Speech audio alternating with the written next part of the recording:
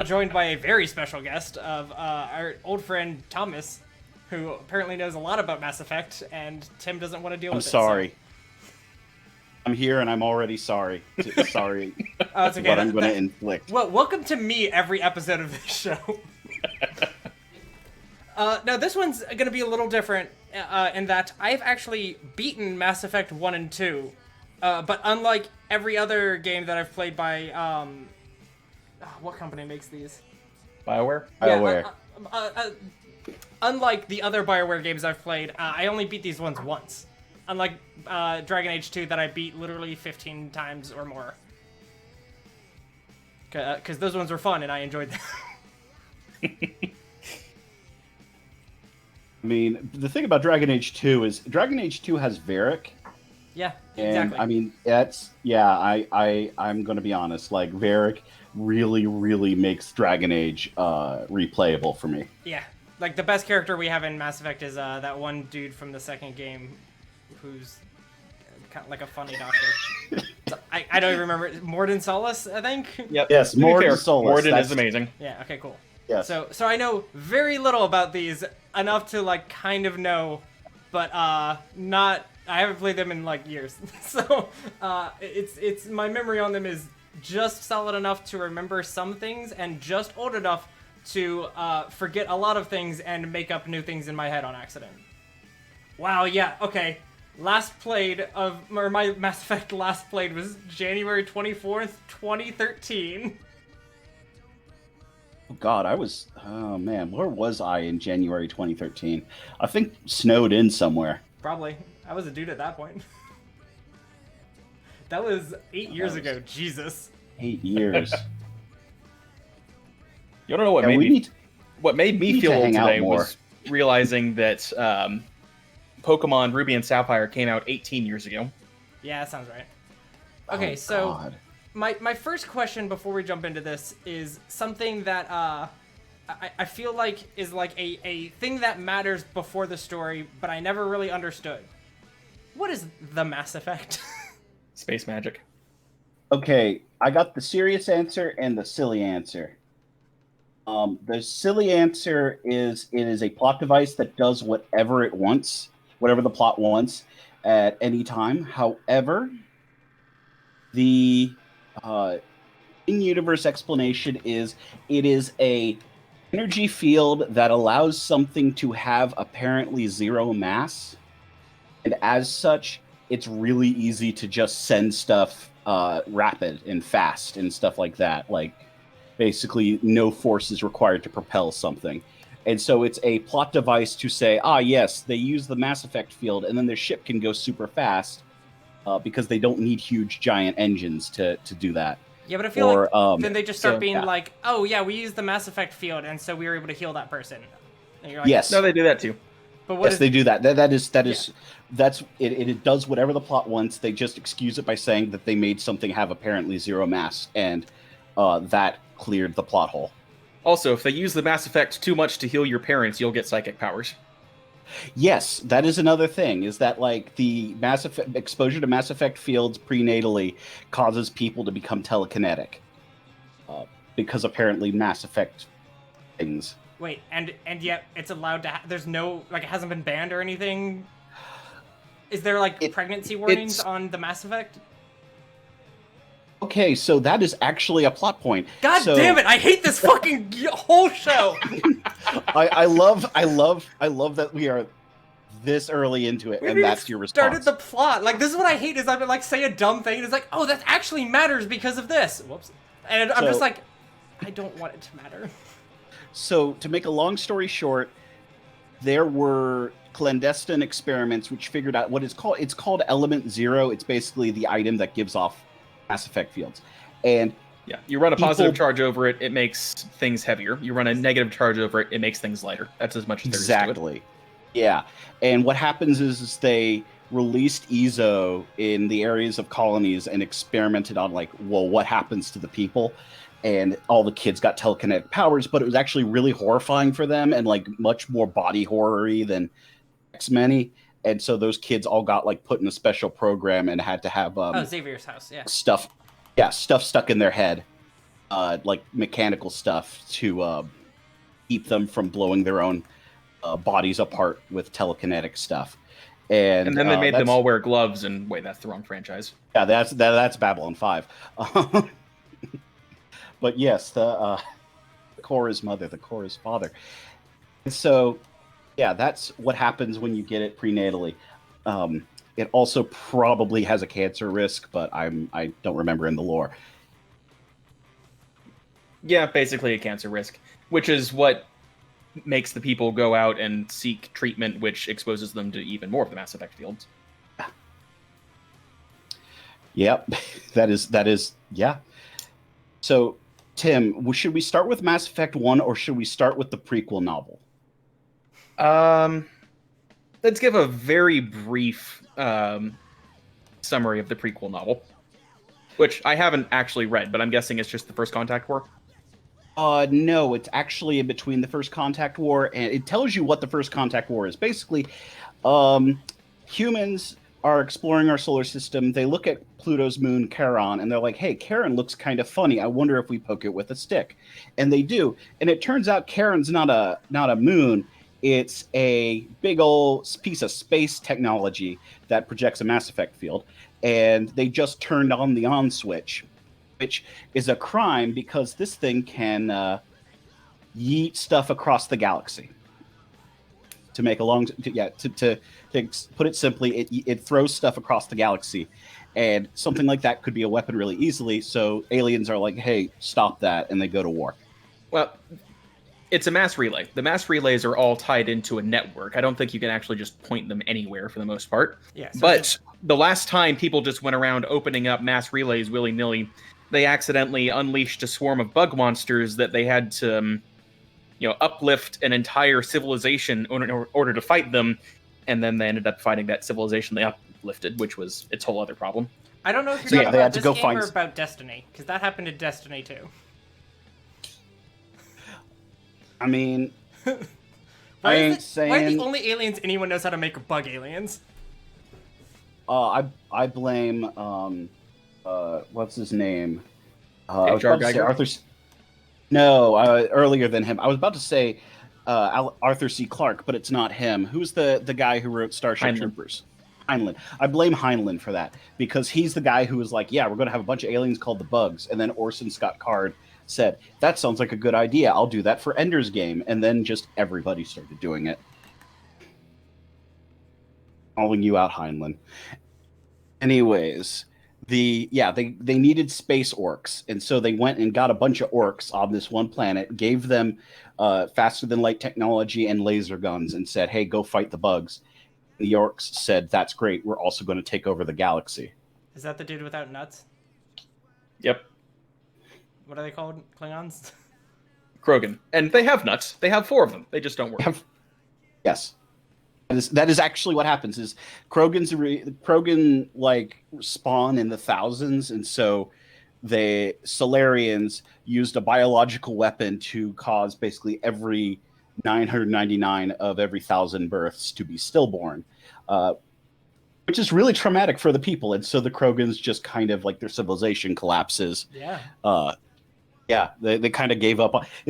In this universe, there are no therapists, and there is no one who believes in the peace process, from what I can tell. It's just progressively more upsetting weapons of mass destruction. I think the Hanar do. It's just no one listens to them. Oh yeah. No one listens to the Hanar because they are just jellyfish. Actually, what are the Elcor? Do the Elcor? They're like elephants. Do they have anything nice to say? I think they're a client species of the Turians, so that doesn't really count. Oh, okay. So yeah, they work for the crickets from outer space. The Turians are big metal crickets. Okay. They also have are perpetually making the cat emoji face. Is there anything else important in the prequel? Or is it really just we found a Stargate, then war happened, and now the Krogans don't have balls? Okay, so literally the one thing that's important in the book is and I'm going to be sorry because there is a character who like shows up and everything named Kaylee Sanders, who is perfectly fine, but like you don't really need to know about her for the lore of the series. There is a captain who is going to get inducted into the super special awesome license to kill organization for the Citadel Council. Basically, he gets to be the captain you have in every Star Trek story, where they get to just go around and do all the cool missions. Yeah. His name's David Anderson. He's a very cool guy. He teams up with a Turian who's in that organization. They're called the Spectres. He teams up with the Turian, and the Turian is just like actually using civilians as shields to draw out his targets. And Anderson is like, "Hey, dude, that's really horrible." And Saren's like, "Yeah, but I filed my report before you did, so they're going to believe me." And Saren files a report saying Anderson did all the bad stuff, and Anderson gets flunked out of his Spectre program. And that's the backstory you need to know from the book. Cool. So, getting into Mass Effect 1, you're back on Anderson's ship, which is the Normandy. Is it SR1 at that point, Normandy? Yeah, SR1. So the SR1 Normandy I think just is SSV, actually. SSV, that's what it is. Yeah, SR is what happens in Mass Effect 2. SR1 Normandy is a stealth vessel. It's a prototype stealth vessel because it can hide all of its vehicle emissions and all that, and just no one can tell it's there unless they look directly at it, which in space is kind of hard to do. So they're chilling out on the Normandy doing a test flight, and they get notification saying, "Hey, we need y'all to go in and do the stealth thing and sneak into a colony that's being attacked." The colony is being attacked by robots from another section of the galaxy, and the robots are normally perfectly fine, but they all decided to show up and pick a fight with everybody, and no one can communicate with them because they're alien robots, and they don't know what's going on. Is this the Geth? Yes, the guys who have flashlights for faces, yes. So, the Geth are all attacking people and putting them into doohickeys that turn them into robo-zombies. Because it's a BioWare game, and BioWare games always have zombies, no matter what. There's always some sort of like mass zombie plague, but it's not called that. It's yes. that one disease from Mass Effect or from Dragon Age, or it's the Geth robo zombies. Yeah, you got the husks, you got the blight, you got the straight up actual like running dead or whatever they were called in Dragon Age Origins. In addition to the blight, because they couldn't just have one type of zombie, they had to have two. There's whatever it is in KOTOR, I forget what it was called. Yeah, the rat ghouls. Yep. So we turn people into robo-zombies. Yes, they're turning people into robo-zombies, and you get there, and the main character is Anderson's second in command, whose name is Shepard, and Shepard gets down there and finds out that Saren is evil. Who knew? Yeah, that Saren, the guy who Anderson has always told everybody is evil, is there and helping the Geth, and Saren kills another Spectre, and Shep is like, oh man, we gotta just absolutely, tell somebody about this. And Anderson's like, nobody's gonna listen. Everyone loves Saren. And Shepard says, well, somebody has to. So you go, and then Shep tells the council, and Saren says, this is all complete nonsense. And the council basically says, yes, we like Saren more than you. Goodbye. And so Shep then has to wander around the space station for a while and collect evidence, eventually finding Have we punched a reporter yet?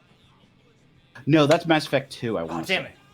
3. No, she 2 is what makes you want to punch her. No, 2 she no. She gets punched in 2. She gets punched in 2, and then she actually learns how to defend herself and will fight back, and it's like multiple quick time events in Mass Effect 3. That's so dumb and funny. Or you could just talk her down and be like, actually, we need you to make the little number go up so that way I can get more than one ending. Because Mass Effect 3's ending system is nonsense. So you go and you find there's a disaffected Turian cop named Garrus, and he is Best Girl. he is the one true love interest, and I will not take any criticism here. I'll have something to say about that when we come to I'm sorry, I just had to throw that out there. And then you find a Krogan mercenary named Rex, and you find a Quarian named Tally.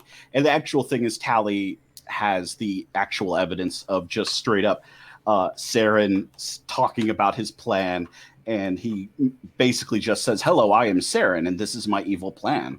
And Council hears that, and they say, "Well, since we are in a high-tech future and there's no way to synthesize someone's voice, we have to believe this is true.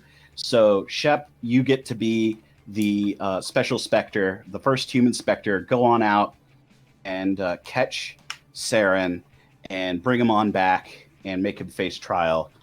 And Shep also, during the initial siege, got zapped in the face by a weird alien thingy that had, I assume, Mass Effect fields going on with it. But these ones were green, which is not normal. And it sends this message into Shep's head, which, to make a long story short, is just, hey, evil killer robots are going to kill everybody. Stop it. Basically, he accidentally turned on an ancient answering machine. Yes. Also, we forgot to explain what Quarians are. Quarians are space gypsies who are allergic to air. Oh, yes. I mean, kind of, yeah. Yes. They have, like, probably the most realistic depiction of any immune system in dealing with aliens, in that anything can kill them. I mean, have they tried using the Mass Effect? I haven't asked. I'll let them know. Because, like, that might just work. Yeah, it works for everything else. I legitimately was wondering if, like, in Mass Effect 3, they're like, we're going to use Mass Effect fields, and then we'll be able to walk around outside. I would not have been surprised in Mass Effect 3. The Force doesn't work that way. So the council backs you up after you find the evidence? Yes, after you find Saren describing his entire evil plan, and he's teamed up with Deanna Troi from Star Trek The Next Generation. Wait, who is he teamed up with? Like, what is the name of the person? Her name is Matriarch Ethida. Benezia. Benezia. Ethida is somebody else. Matriarch Benezia, who is a leader in the Asari, which are the... Yes, that's that. Yeah, I mean, that's one of the defining aspects of that alien race. I mean, like, they are blue space girls. Very generically dressed. Yes, she is bright blue, wearing like matte black fabric, and she is apparently working with him, and he's on a big old spaceship that looks kind of like a squid that someone spray painted. Like black and red, so it looked like a gaming rig. And so your goal is, I think someone saw Sarah on this one planet called, I was about to call it Thessia, and that's the Asari homeworld. Well, the first place you go is go find Benezia's daughter. Benezia's daughter could probably explain to you what's going on. She's an archaeologist. Her name is Liara. She is also the best love interest, and I will not take criticism. That was mine for sure. That one I'm not going to dispute. No, I forgot to do it. I forgot to do it with Tally, but I was going to actually just say that for literally every love interest. Tally is also best. Garrus is also best. Yes. So far, everyone except Rex is best. Well, Rex won't date Shepard, and that's why he's not the best. I mean, just tsundere. Honestly, as far as romance options are concerned, the best thing you can do with Garrus and Tally is leave them alone, because if you do that, they'll date each other. Yes, and that is actually a really cute scene. You said who? Garrus and Tally will date each other if you don't date either of them. That's weird. And they're very cute. I don't think I ever saw that. It's only in Mass Effect 3. Well, that's why. You wander in, and they're like very awkwardly... They're very awkward, and it's funny as all get out. But if you bring them along as squad mates too, then they'll fight with each other. Oh yeah. All right, so you find Liara, and she's Benezia's daughter. She's cool. She's Indiana Jones. Yes, she can read your mind, and explains what the message about "Hey, killer robots are bad" is. I mean, I feel like that should be easy to figure out. You see that same cutscene about 5 or 6 different times, I swear, and it always has the exact same message. And let's see what goes next. The next thing is you've got over on Novaria, which is where Venezia was last seen. You go over there, and it's a offsite lab where basically people could do experiments without government oversight. And the experiment was bringing back those weird bug aliens. And Venezia is hanging out with all the bug aliens, hopefully trying to get them to go join up with Saren and the Geth. And so Shep shows up, and if you're me, you bring Liara because I want to inflict max trauma on all of my squad mates, and also unlock their special dialogues. So, make a long story short, Venezia dies. Turns out Venezia is under the mind control because Saren's spaceship is a mind control thingy-majigger, and it's also in Saren's head too. It's actually making everybody go and work with some robots, and at that point, then you've got to go and find Pharos, which is the planet I couldn't remember a second ago. That was the last place. Oh yeah. That mind control thing is called indoctrination. Basically, the longer you spend around that spaceship, the more likely it's going to happen. It will happen eventually. It's just a question of how resistant you are. It lowers your will saves each time you save. Yes. Yeah. Yes. That is the best mechanical I guess the DC explanation. goes up. Yeah. Yeah. So did Saren betray Anderson because of the ship, or was he just bad to begin with? Saren was a jerk to begin with, but he wasn't like kill everybody in the galaxy until the ship got into his head.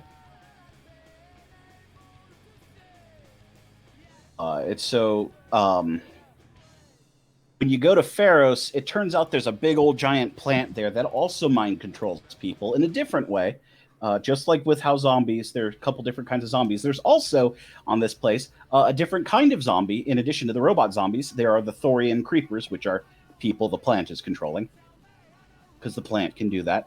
And the plant is old enough to actually have been around from when that message in the beacon was laid out. And so Saren was just going over there and trying to get another answering machine from the plant.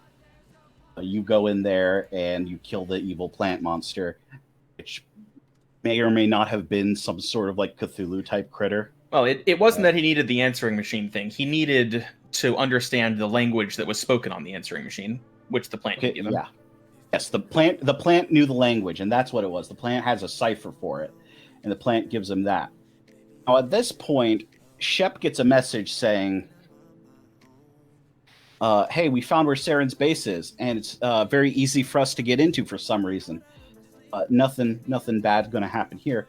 Anyways, so let's go over to this place called Vermeer. Now, there have been a couple choices up to this point. Do you save the Rachni Queen and let her go and live her own life as a alien girl boss that she is? Or do you, wipe out the entire species of space bugs yet again? I cannot wait for the remastered version because there's going to be so many think pieces. And that's a lie. I'm terrified of the think pieces. I mean, there will be so many think pieces. It's a question of whether or not we want to see them. Yes, exactly. That is. I cannot wait for new waifu wars to get started though. Anyways, the next thing that happens is you go down to Vermeer, and there are several choices you can make where it determines whether or not people are surviving the battle or it's going well. And notably, at the end of the level, you have these two. They are the two token humans on your team. There's Caden, who is there to provide. We're gonna get to what? This. I was sitting there thinking like, wait, we never mentioned the humans that start off in the party. Yep. I mean, there's kind of a reason for that. Yeah, because they're boring. Yeah, that's because they're there to just give you exposition. Yeah. Caden is there specifically to explain what mass relays are. That's why I haven't brought him up, because I just did all of He also Caden's sucks. exposition. From what I remember of him, he's like my least favorite party member. Mass relays and biotics. Or human mass biotics, relays anyway. and biotics, and that's about it. And there's Ashley, who is to be cartoonishly hateful of all aliens that she works with, like Yeah. in a weird way. They're like, and what like if she's supposed to... So basically, they were like, we need 2 token humans. We need them to be as human as possible. So one of them's gonna suck and be annoying and just explain shit and like, I'm sorry, mansplain shit. And the other one's racist. These are the only 2 things we know about humans. Yeah. No, you're completely... Yeah, no, that's the... all the good, interesting stuff, like the person who believes in authority but realizes institutions are flawed and can't put his faith in that. Oh yeah, no, we're going to save that for the alien. Or the grizzled mercenary who actually has like beliefs and hopes for the future. No, we're going to save that for the space orc. And so the humans get the most boring parts of their personality. Like, I'm sort of glad that they didn't make a racist alien, because that just feels worse, but like... No, they did. He was in Mass Effect 3, though. Okay, yes, Yeah. but at Yeah, least they made lots of other He was enemy DLC. aliens. Oh my god! But at least they made other aliens first, so that you don't look at that and be like, "Wow, the first game they made, there's a racist alien." No, this they waited for a while to say. Also, some aliens are racist too. It's not just humans, even though it is all humans. Hashtag not all aliens. God damn it. But and so turns out one of the 2 humans has to get killed at some point in this mission, and that's also why they're kind of so generic, is that they didn't want you to like feel stuck and like unable to continue, because one of them has to die to blow up the base. Because turns out Saren was going to cure the genophage, the bioweapon that was killing all the Krogan, and of course, now these are people who are basically being born indoctrinated by the thing called Sovereign, the spaceship, and that's what it's called. So, that's right. Yeah, He was basically... Not only were they indoctrinated, if I remember correctly, he was going to pull the Jurassic Park thing where they required some chemical from him to stay alive. Yeah. He made them. They were born indoctrinated and born like with some sort of chemical deficiency, so they couldn't live on their own. And so Rex, you can be talked down about this sort of thing. But the next, so you blow up the base, but you get a conversation with what you think is his ship, and then you realize, oh no, that's not a spaceship. That's actually a big, giant, evil, old alien robot. And people can live inside of it because it's a robot, but that's actually the mastermind behind everything, and Saren is just like the puppet of this thing called Sovereign. And Sovereign is not racist. He hates everyone equally. Yes, he hates everyone equally. However, I will say that Benezia and Saren, as they were riding on him, were in fact Sovereign citizens. And I mean, yeah. Also, I hate that I now have to write down, like, they talk to Sovereign, big alien robot ship that isn't racist. I mean, this is a BioWare game, so like that is like a box you got to tick on which that's character. True. Like... It's rare for a character in a BioWare game to not be racist. God, if there's anything I hate about Dragon Age, is how many racists there are. Yeah, no, that's just. And also Mass Effect. No, that's this. And so let's see. The next thing they do is you realize, oh, okay, so the only way to figure out what's going on is he wants to get a hold of some sort of old mass relay, a special one. And all of this experimental one. Experimental one. Yes, and all that stuff comes from an alien race known as the Protheans. The Protheans are your old precursor race. You could also call them the Forerunners, the first ones. Or if you're really spicy, the Berserkers, because only like 5 people are going to know that reference. I'm going to call them Forerunners because I like Jack and Daxter. Yeah, that's a better pull than what I have. The Berserkers is an old book series, but the So, anyways, the Forerunner. Yeah, I was going to say I was about to make a Jack and Daxter reference, but anyway, so the Forerunners. Had this place. So you go find a planet that was run by the Forerunners. Shep and company proceed to fight a bunch of Geth. Turns out the Geth are also indoctrinated because big killer robot talked to the other killer robots and mind controls the robots somehow. Yeah. It's I assume it involves a Mass Effect field. I mean, I'm assuming that the Geth are basically just the Borg, and they're a hive mind. So as long as you get one of them, you get all of them. Yes. Well, you have to get a majority of them because they have a consensus. Okay, so he just have has to make 51% of them racist. So you're saying the Geth are diplomatic? Yes, Geth are the only diplomatic ones. I'm sorry, not diplomatic. Democratic. Democratic. Yes. They offer. Yeah, they basically. That is actually a thing in Mass Effect 2. The Geth are a true democracy. Okay, so you have to make the Democrats half racist. Got it. Oh God. Anyways, so the next thing that happens is you find a little Prothean AI. And the Prothean AI is named Vigil, and Vigil says, "Oh, the mass relays? No, we didn't make them. We found them too. In fact, all of this stuff that you think we made is actually stuff we found too." It's almost like there's some sort of huge cosmic cycle where those things are left out for us to build our technology around, and then someone can come along with a big off button, shut it off, and leave us all out to dry, and then come through and take over all of our entire homeworlds without having any of our advanced technology. Because down to the fact that like guns now use Mass Effect fields.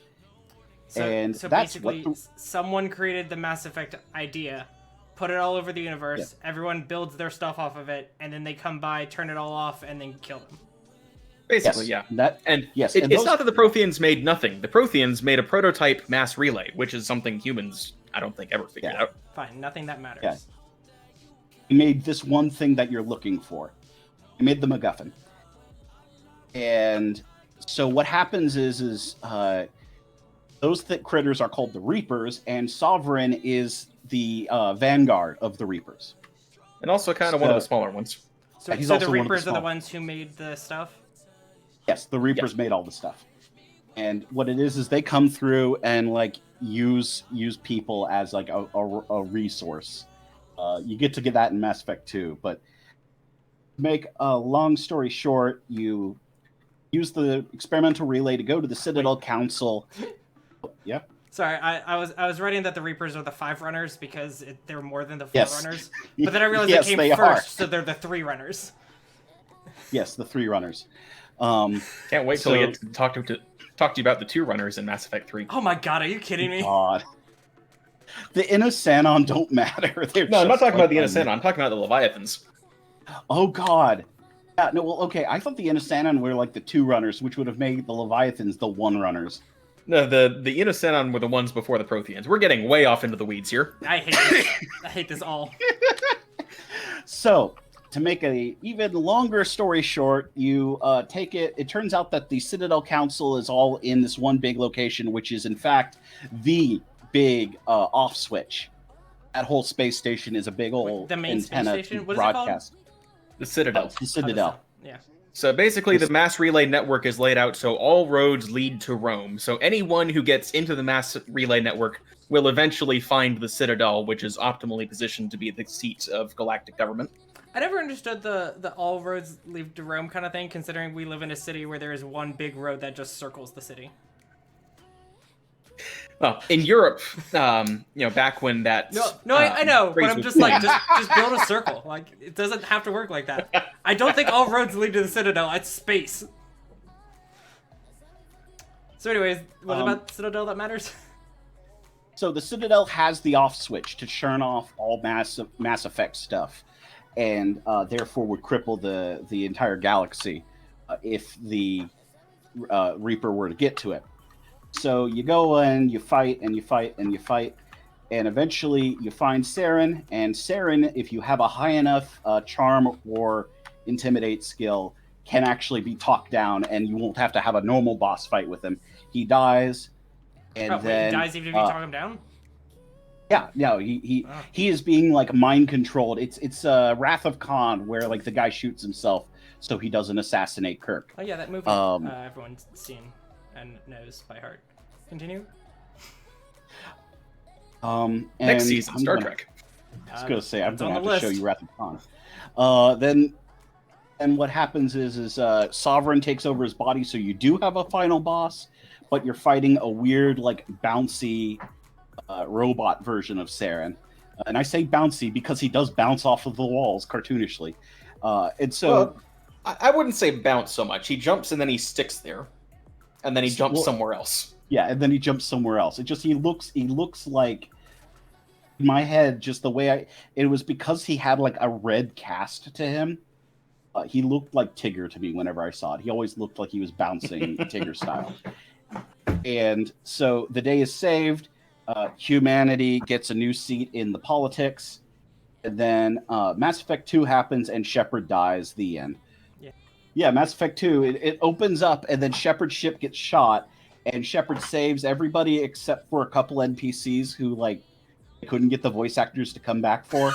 And then Shepard gets spaced, and their spacesuit breaks, and the opening titles is just the gas, all the oxygen leaving Shepard's suit as they slowly stop moving. I remember watching that, and I was like, I guess I just don't want to play this game anymore.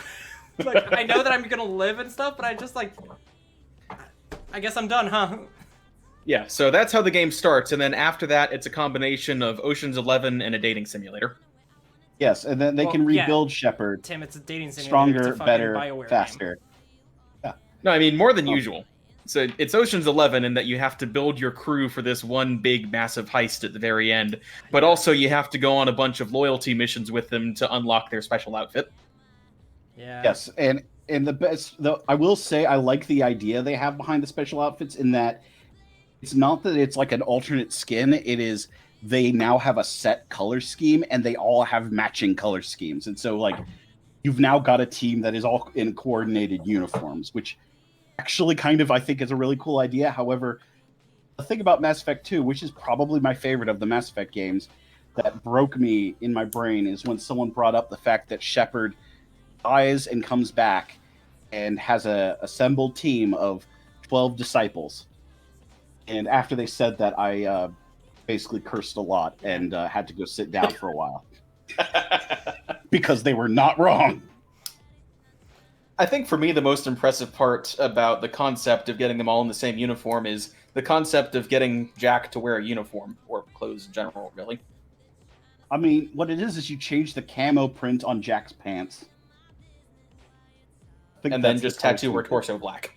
No, yeah, and her torso gets a no texture. Like if you're looking at a rendered polygon with no texture, or its texture is missing black. Yes. Yeah. Anyway, we should probably describe the actual plot at some point. Yeah. Yeah, I guess so. To make that a long story short, Shepard gets rebuilt by a bad guy group from one side quest that was really kind of frustrating in Mass Effect 1 called Cerberus. They are the super space racists who are also a militaristic faction plotting to take over the galaxy and wipe out all the aliens. And Cerberus is like, hey, Shep, people are getting abducted by aliens, but in a different way than normal this time. And we need you to help because you would lend us credibility. And Shepard says, well, normally I would not work with you because you've actually killed a bunch of people in my backstory, but this railroad ain't going to start moving itself. So Shepard has to assemble a team of Garrus and Tally and see who else comes back from the last game. Garrus and Tally come back. Does Liara? But yes. Oh no, Liara only in does not DLC. come back. Oh, that's right. She gets a cameo. She doesn't join the team. Yeah, and so then you get you try to go find a Krogan mad scientist, but he gets killed because he's a supervillain, and you get a jar of pure Krogan from him. And you open the jar of pure Krogan, and a super Krogan comes out of it named Grunt, who sounds, even though he's just born, he was grown in a tank, he sounds like he has smoked a pack a day for several centuries. And that's just what Krogan sound like until you get Krogan, to Andromeda. Yeah, they forgot to add that post filter in Andromeda. So if Garrus and Tally are the old friends, Grunt. Yes. And Joker. Joker is the best squad mate. Oh, is he? Does he count? Well, I mean, normally he's with the Phantom Thieves, but in this case, he makes an exception to team up with you. He is a playable character. Is he? Yes. in one side quest, because the aliens that you're dealing with are called the Collectors, and they show up, stun everybody on a colony, and then stick them all in little coffins and take them up into their ship. And that's the ship that took out Normandy way back when.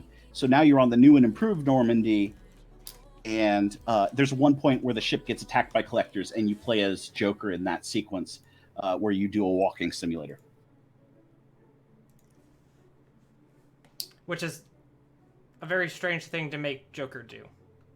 Well, yeah, considering... to be fair, it was a very difficult walking simulator for him, given that if he falls over, he dies. Yeah, it's like a significant... You basically see this guy through like a huge amount of physical pain. It's a very, like, when I say walking simulator, speaking of someone who actually has enjoyed many of those, it is a very well choreographed sequence of you walking through an area while disempowered and unable to help.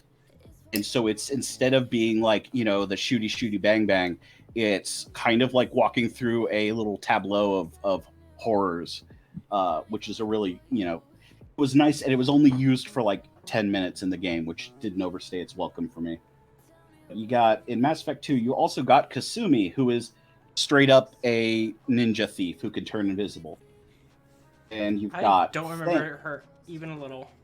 She was DLC. Oh, yeah. And then there's Thane, who is another sneaky assassin thief. And I don't know if he turns invisible or just my computer had trouble rendering him. No, he doesn't turn invisible. His special power is space aids. Oh yeah. He has Keprel syndrome. Oh, I thought that was Samara.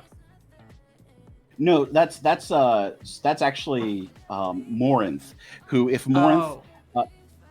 Morinth is a... I'll get to her in a second, but there's Jack, who is just...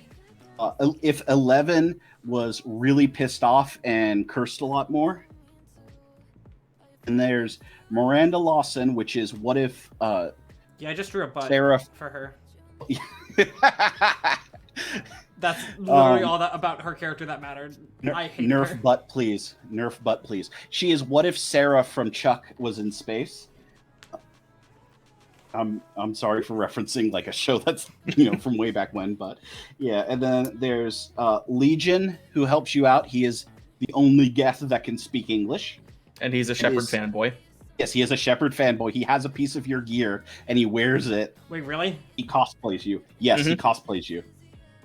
Then you get Zaid, who is he's a mercenary whose power is that he's played by Robin Sachs, who is a really good actor. Wait, who is this? He's racist grandpa number 1. Yeah, he's racist grandpa number 1. What was the name? Zaid. Oh, okay. Is he DLC? Yep. He is DLC that basically he was specifically DLC that you got for buying it as a new game. This was at the time when all those games came with what they called online passes, even if they weren't online games or multiplayer.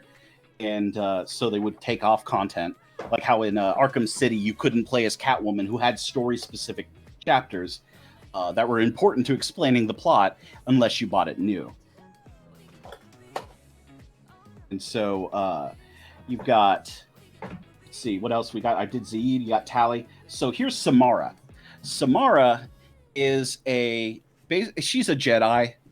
She is a telekinetic Asari warrior who goes around fighting bad guys, righting wrongs, and she's hunting down an evil Asari who...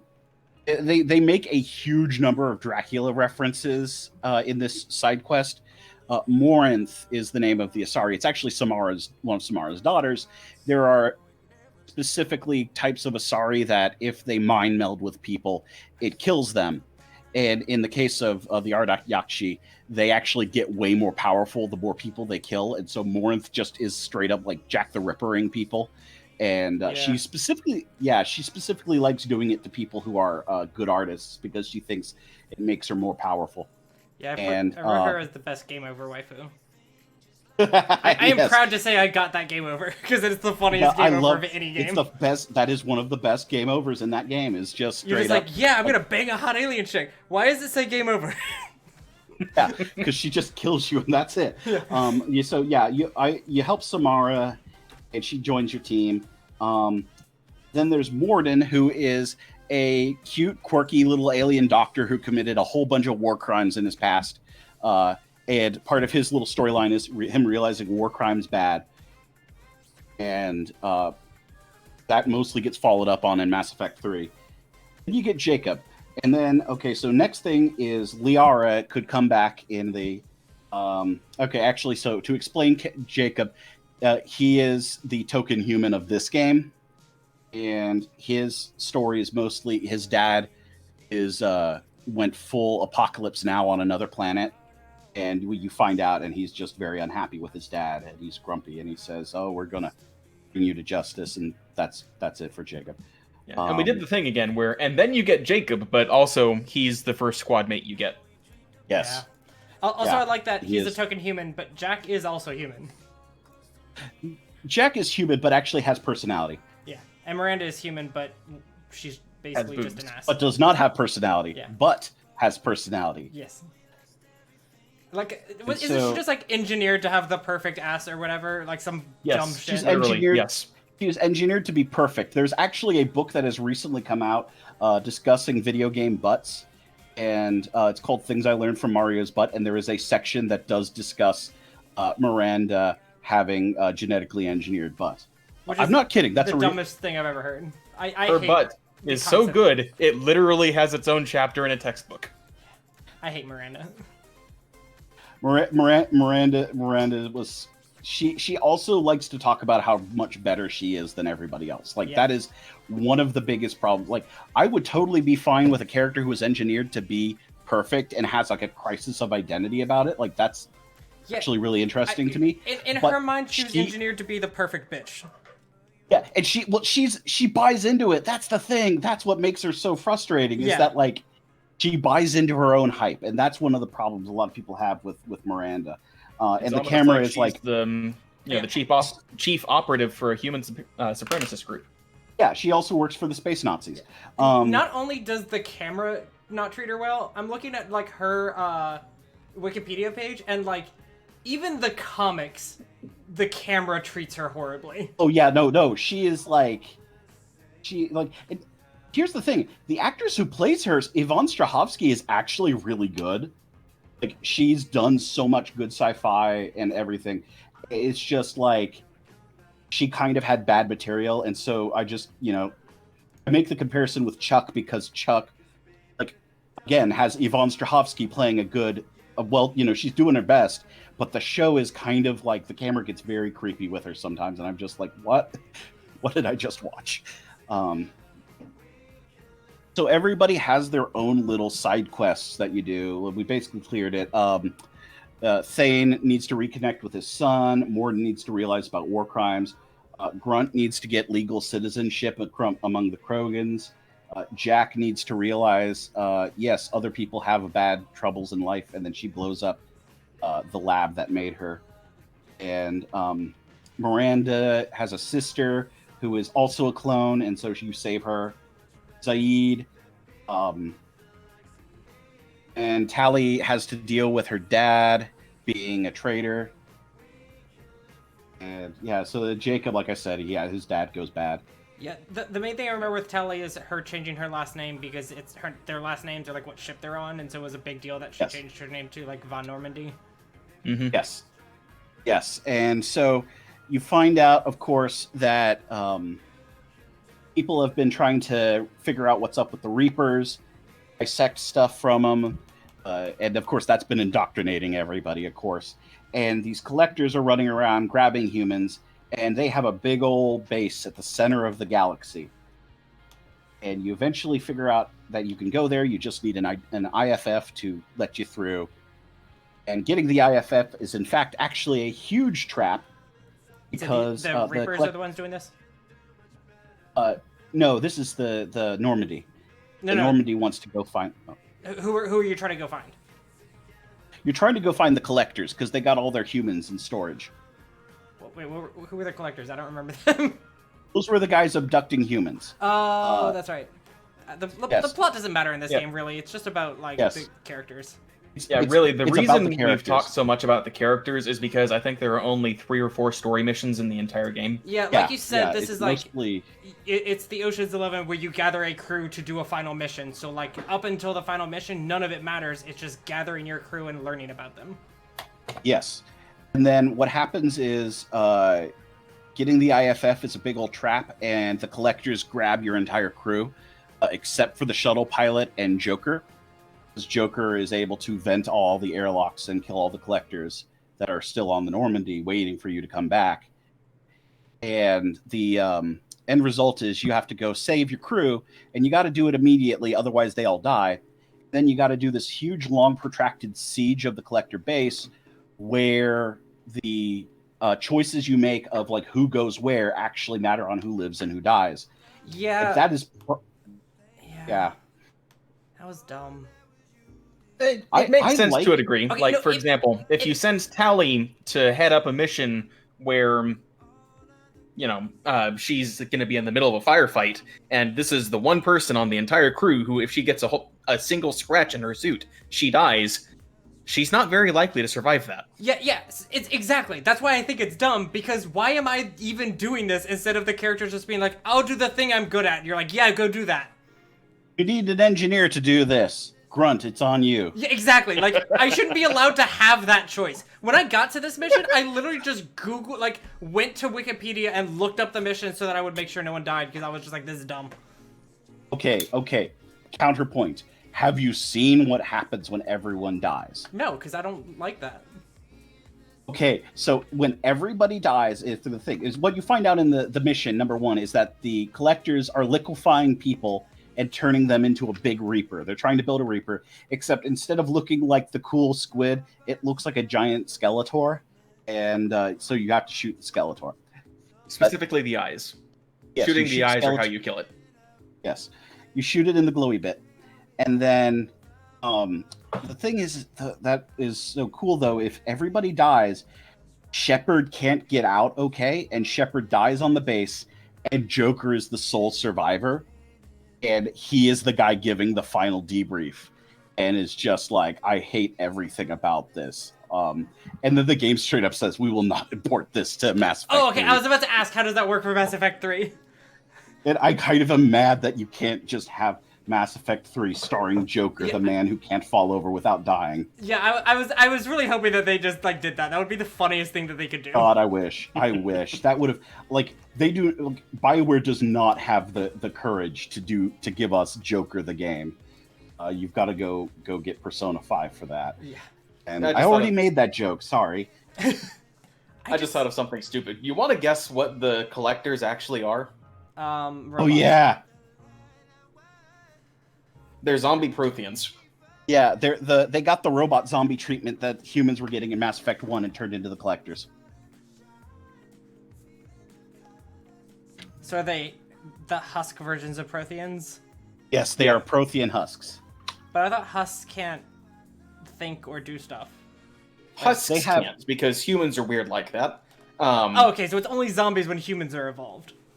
Well, husks are made in a matter of minutes, mainly for combat. Collectors get the same kind of treatment, but it's much more refined because they took their time. Yes. The husks are more... No, or sorry, the collectors are much more of a bespoke artisanal zombie. Yeah. Alright. But even then, most collectors can't actually think for themselves. They've got... Oh, they have one. There's one that thinks for everybody. So it's just It's called another the hive Collector mind. General. It's a lot of hive minds. Yes, in another this hive world. mind.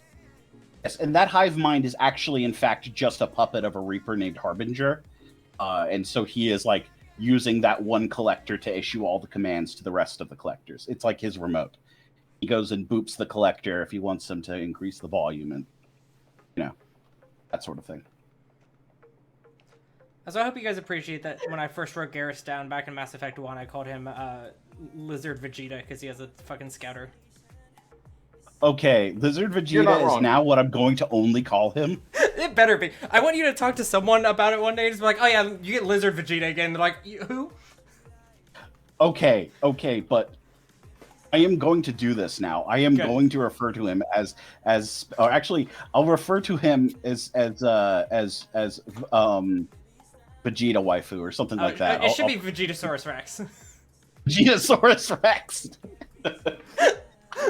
I've given the same treatment to someone in Mass Effect 3. We'll get there when we get there. Yeah, you mean Blast Hard Cheese? Tacos McBeefcake, yes. Yeah. Thrust Bulkhead. In fairness, though, Garrus is the only character with a worse hairline than Vegeta. Okay, I cannot wait for Mass Effect 3 explanation where we talk about Crust Meat Quake.